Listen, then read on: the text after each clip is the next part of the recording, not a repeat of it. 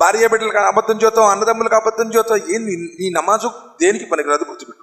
అబద్ధం చెప్పేవాడు అబద్ధాల రాయుడుగా అల్లాహ్ సుబ్హానహు వ తఆలా దగ్గర హాజరవుతాడు. అబద్ధం అసత్యం వైపు, అసత్యం పాపం వైపు ప్రేరేపిస్తుంది, నరకానికి తీసుకుని వెళుతుంది. నిజం చెప్పేవాడు ఎంత విషయమైనా, అరే ఉనో ఖచ్చితంగా సహీ బోల్తేది సీదా ఆద్మీ ఉనో, పర్ఫెక్ట్ మనిషి అండి, ఉన్నదన్నట్టు చెప్తాడు ఖచ్చితంగా. అది ఇస్లాం నేర్పించేది. వసాదిఖీన్, సత్యం, సత్యం సత్కార్యం వైపు తీసుకెళ్తుంది. సత్కార్యం మనిషిని సత్యవంతుడుగా అల్లాహ్ దగ్గర నిలబెడుతుంది. అల్లాహ్ సుబ్హానహు వ తఆలా సత్యం ద్వారా జన్నత్తులో ప్రవేశింపజేస్తాడు. అల్లాహ్ యొక్క ప్రసన్నత లభిస్తుంది. నమాజ్ చదివామంటే కరెక్ట్ చెప్తాడండి అతను, మాట అంటే మాటే.